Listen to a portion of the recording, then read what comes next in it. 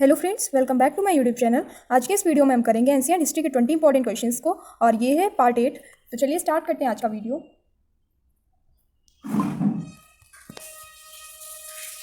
हमारा first question है,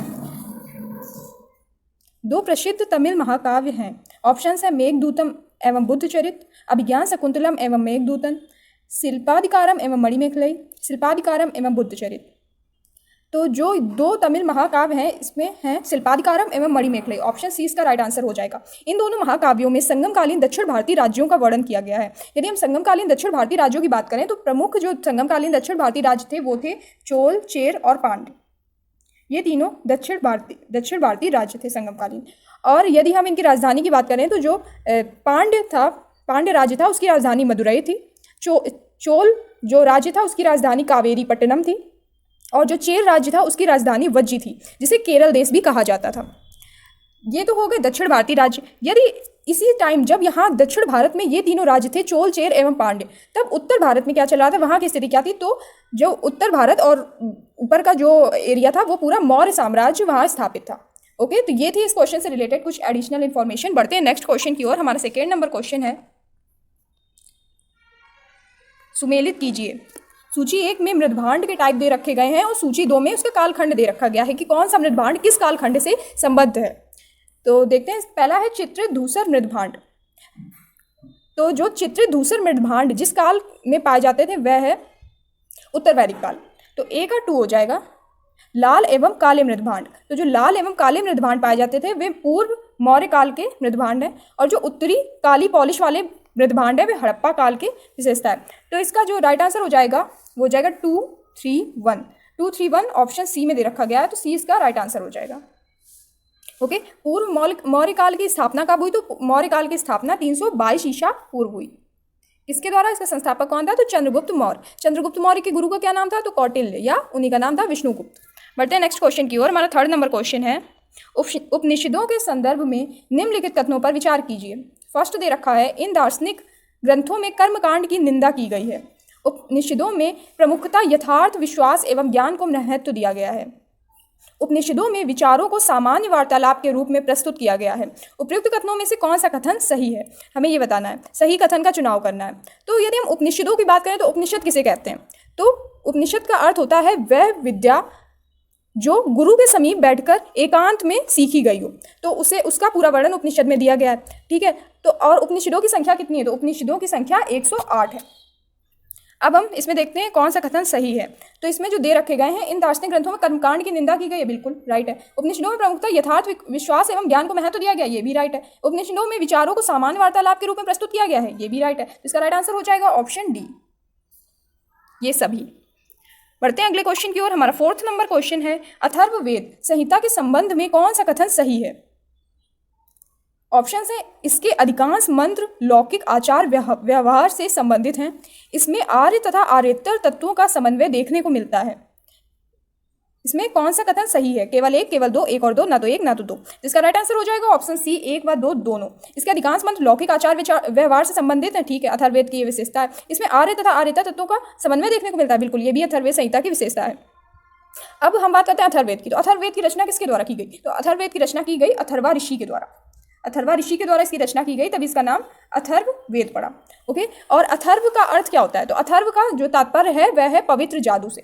अथर्व का तात्पर्य पवित्र जादू से, ये भी याद रखिएगा। तो बिल्कुल अगला क्वेश्चन है, फिफ्थ नंबर क्वेश्चन है, एलोरा एवं एलिफेंटा गुफा स्थापत्य के संदर्भ में निम्नलिखित कथनों पर विचार कीजिए। कथन दे रखे गए हैं, ये दोनों समकालीन गुफा स्थापत्य हैं।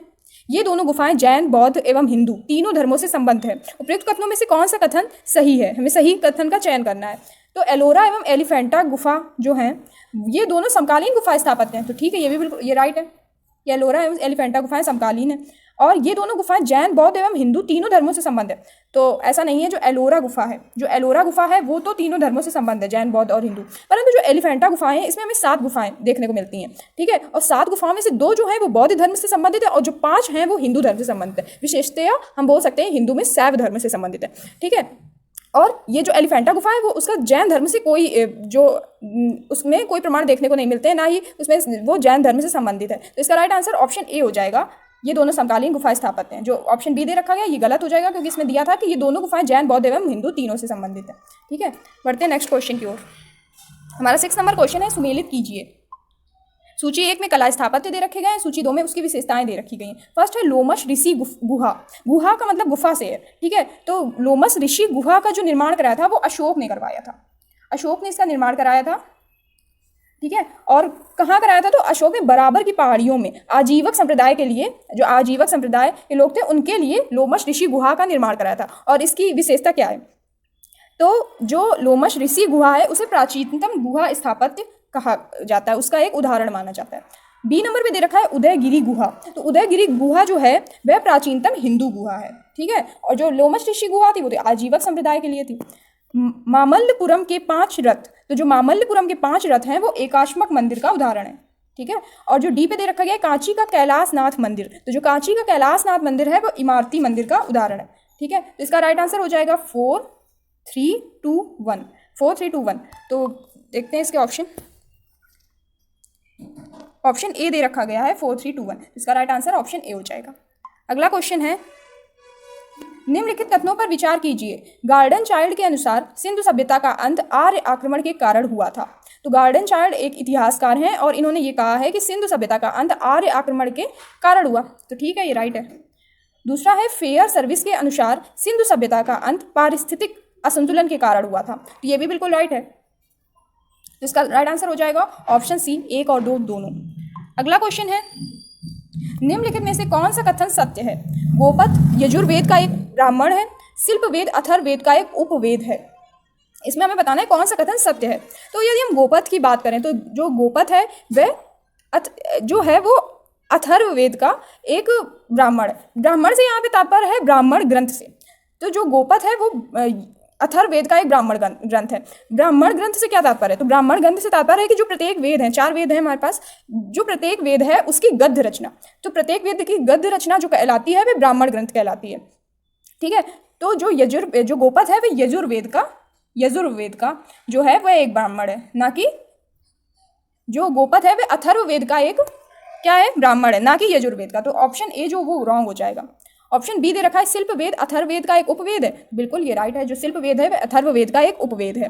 ठीक है, यजुर्वेद की अगर हम बात करें, यहाँ पे दे रखा गया था यजुर्वेद की अगर हम बात करें तो इसमें 40 मंडल हैं, 40 मंडल हैं, 2000 ऋचाएँ हैं। और यजुर्वेद का पाठ करने वाले ब्राह्मण को क्या कहते थे? तो यजुर्वेद के पाठ करने वाले ब्राह्मण को अध्वर्यु कहते थे। और यजुर्वेद जो है उसकी ये विशेषता है कि ये गद्य और पद्य दोनों में मिलता है। यजुर्वेद को 2 पार्ट में डिवाइड किया गया है, एक है कृष्ण यजुर्वेद जो कि गद्य में है और दूसरा है शुक्ल यजुर्वेद जो कि पद्य में है। ओके, तो ये थी इस क्वेश्चन से रिलेटेड कुछ एडिशनल इन्फॉर्मेशन। तो इसका राइट आंसर तो हो जाएगा ऑप्शन बी, केवल दूसरा कथन सत्य। अगला क्वेश्चन है, यूनानी से संबंधित निम्नलिखित कथनों में से कौन सा कथन सत्य है? यहाँ पे हमें बताना है सत्य, ना कि असत्य। ठीक है, यहाँ बताना है कौन सा कथन सत्य। प्लूटो का शिष्य सिकंदर मकदूनिया का शासक था, उसने भारत पर 326 ईसा पूर्व में आक्रमण किया था। तो जो सिकंदर था वो अरस्तु का शिष्य था, ना कि प्लूटो का शिष्य था। सिकंदर जो था वो अरस्तु का शिष्य था। ठीक है, और अरस्तु जो थे वो प्लूटो के शिष्य थे। ठीक है, तो इसका ए तो गलत हो जाएगा।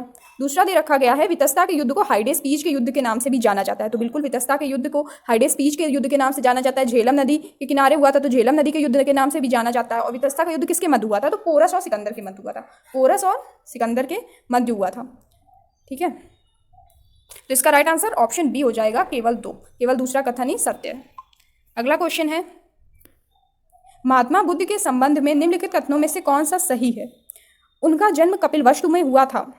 तो बिल्कुल महात्मा बुद्ध का जन्म कपिलवस्तु में हुआ था, कपिलवस्तु के निकट लुम्बिनी में हुआ था। कब हुआ था? तो 563 ईसा पूर्व हुआ था। और इनके पिता का नाम सुद्धोधन था, माता का नाम महामाया था। 16 वर्ष की आयु में इनका विवाह हो गया था। ठीक है, तो ये देख लीजिए, फर्स्ट जो इसका राइट आंसर हो जाएगा। उन्होंने बौद्ध गया में ज्ञान प्राप्त किया था। ठीक है, ये भी राइट है। उन्होंने वैदिक धर्म को अस्वीकार किया था, ये भी राइट है। महात्मा बुद्ध ने वैदिक धर्म को अस्वीकार किया था। उन्होंने आर्य सत्य का प्रसार किया था। ठीक है, ये भी राइट है। तो जो इसमें बताना है सत्य कथन कौन सा, तो ये सभी कथन राइट हैं। ऑप्शन डी इसका राइट आंसर हो जाएगा।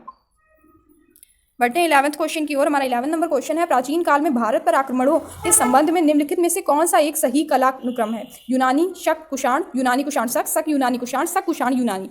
इसका राइट आंसर हो जाएगा ऑप्शन ए, यूनानी, शक, कुषाण। पहले यूनानी आए, फिर शक आए, फिर कुषाण आए। ये जो तीनों जो राजवंश थे वे विदेशी विदेशी राजवंश थे, ठीक है। मौर्योत्तर जो काल हुआ उसके बाद मौर्योत्तर कालीन विदेशी शासक जो है वे ये थे यूनानी, शक, कुषाण। अगला क्वेश्चन है 12th नंबर क्वेश्चन है हमारा, पांड्य वंश के संबंध में निम्नलिखित तथ्यों पर विचार कीजिए। इस वंश की राजधानी मदुरई थी। इस वंश का सबसे पहले वर्णन फायान ने किया था। पांड्य शासकों के रोम साम्राज्य के साथ व्यापारिक संबंध थे। पांड्य शासकों ने ऑगस्टस के दरबार में अपना राजदूत भेजा था। उपयुक्त कथनों में से कौन सा कथन सही नहीं है? हमें इसमें बताना है कौन सा कथन सही नहीं है, असत्य कथन को बताना है, ठीक है। तो इसमें पांड्य वंश की राजधानी मदुरई थी, ये बिल्कुल सही है। इस वंश का सबसे पहले वर्णन फायान ने किया, तो नहीं। इस वंश का जो सबसे पहले वर्णन किया था वो मेगस्थनीज ने किया था, ठीक है। तो ये वाला जो रॉन्ग हो जाएगा। थर्ड दे रखा गया है, पांड्य शासकों ने रोम साम्राज्य के साथ व्यापारिक संबंध थे, ठीक है, ये सही है। पांड्य शासकों ने ऑगस्टस के दरबार में अपना राजदूत भेजा। ऑगस्टस एक रोम सम्राट था। जब रोम के साम्राज्य के साथ व्यापारिक संबंध थे तो रोम सम्राट के दरबार में अपना राजदूत भेजा, तो ये भी बिल्कुल सही कथन हो जाएगा। तो इसमें हमें बताना था कि कौन सा सही नहीं है, तो ऑप्शन जो बी हो जाएगा वो इसका राइट आंसर हो जाएगा, केवल 2। 13th नंबर क्वेश्चन है, पृथ्वीराज चौहान जिन्होंने 1191 ईस्वी में तराइन के प्रथम युद्ध में मोहम्मद गोरी को पराजित किया था, वे किस वंश से संबंधित थे? ऑप्शन है पुष्यभूति वंश, गढ़वाल वंश, चाहमान वंश, गुर्जर प्रतिहार वंश। तो इसका राइट आंसर हो जाएगा ऑप्शन सी, जो पृथ्वीराज चौहान थे वे चाहमान या चौहान वंश से संबंधित थे। और अगर हम चौहान वंश के संस्थापक की बात करें तो चौहान वंश की स्थापना जो वासुदेव द्वारा की गई थी। 14th नंबर क्वेश्चन है, कारकोट वंश के संबंध में निम्नलिखित में से कौन सा कथन असत्य है? इसकी स्थापना बंगाल में हुई थी, तो बिल्कुल नहीं। कारकोट जो वंश था वो कश्मीर का एक राजवंश था, ठीक है। तो इसकी स्थापना कहाँ होगी? कश्मीर में होगी, तो ए वाला तो रॉन्ग हो जाएगा। इसकी स्थापना दुर्लभ वर्धन ने की थी, तो बिल्कुल ये राइट है। ललितादित्य इस वंश का सर्वाधिक शक्तिशाली शासक था, ये भी राइट है। मार्तंड मंदिर का निर्माण इसी वंश के शासक ने कराया था, ये भी राइट है। जो मार्तंड मंदिर है कश्मीर में, उसका जो निर्माण कराया वे लालितादित्य मुक्तापीड़ ने कराया। ये जो लालितादित्य दे रखा गया ऑप्शन सी में, इसका पूरा नाम था लालितादित्य मुक्तापीड़, ठीक है। और यदि हम कारकोट वंश की बात करें तो कारकोट वंश की स्थापना 7th सेंचुरी में हुई थी कश्मीर में। कश्मीर में अन्य कौन कौन से प्रमुख राजवंश थे? तो कश्मीर के प्रमुख राजवंशों में आता है कारकोट वंश, उत्पल वंश और लोहार वंश, ठीक है। चलो बढ़ते हैं नेक्स्ट क्वेश्चन की ओर। हमारा 15th नंबर क्वेश्चन है, कश्मीर के इतिहास का वर्णन करने वाली पुस्तक राज तरंगिणी का लेखक कौन था? मेगस्थनीज, फायान, चंद बरदाई, कल्हड़। इसका राइट आंसर हो जाएगा ऑप्शन डी, कल्हड़। जो कल्हड़ था उसके द्वारा राज तरंगिणी की रचना की गई। राज तरंगिणी में कश्मीर के इतिहास का वर्णन किया गया है। और जो कल्हड़ था वो हर्ष का दरबारी कवि था। जो हर्ष था वो लोहार वंश का शासक था, कश्मीर के लोहार वंश का शासक था। 16 नंबर क्वेश्चन है हमारा, निम्नलिखित कथनों पर विचार कीजिए। औरंगाबाद स्थित अजंता की गुफाओं का चित्रण 2री शताब्दी ईसा पूर्व से 7वीं शताब्दी तक हुआ। अजंता की गुफाओं में गुफा संख्या 16 और 17 गुप्तकालीन है। तो इसमें हमें बताना है कि कौन सा कथन सही है। तो ये जो दोनों कथन दे रखे गए हैं वो दोनों कथन बिल्कुल राइट हैं। ये औरंगाबाद स्थित अजंता की गुफाओं का चित्रण 2री शताब्दी ईसा पूर्व से 7वीं शताब्दी तक हुआ, और अजंता की गुफा में गुफा संख्या 16 और 17 जो है वो गुप्तकालीन है। बिल्कुल ये दोनों कथन बिल्कुल राइट है। हमारा 17th नंबर क्वेश्चन है, जैन साहित्य के बारे में निम्नलिखित कथनों पर विचार कीजिए। जैनों के पवित्र ग्रंथ सिद्धांत या आगम के रूप में जाने जाते थे। जैनों के पवित्र ग्रंथ सिद्धांत या आगम के रूप में जाने जाते थे, तो ये कथन राइट है। अद्यतम जैन ग्रंथों की भाषा पाली की एक पूर्वी बोली है जिसे अर्धमागधी कहते थे। तो नहीं, जो पाली जो भाषा है वो तो बौद्ध धर्म से संबंधित है। जो इनकी जैन धर्म के लोग, जो जैन धर्म में ग्रंथों की रचना की प्राकृतिक भाषा में है, ना कि पाली। तो यहाँ पे प्राकृत होना चाहिए, प्राकृत की पूर्वी बोली जिसे अर्धमागधी कहते हैं। जो महावीर स्वामी थे उन्होंने अपने जो उपदेश दिए वे अर्धमागधी भाषा में दिए हैं, ठीक है। तो इसका राइट आंसर तो ऑप्शन ए हो जाएगा, केवल पहला कथन ही राइट है। यदि हम बात करें कि जैन धर्म को किन शासकों द्वारा अपनाया गया, उनके कौन कौन से शासक जैन धर्म के उपासक बने, तो वे थे, सबसे पहला नाम आता है चंद्रगुप्त मौर्य, संप्रति, कलिंग नरेश खारवेल, राष्ट्रकूट, गंग और गुजरात के चालुक्य और चंदेल शासकों द्वारा जैन धर्म को स्वीकार किया गया। जैन धर्म को इन लोगों ने अपनाया। अगला क्वेश्चन है, हड़प्पा सभ्यता का पक्की मिट्टी का हल कहाँ पाया गया?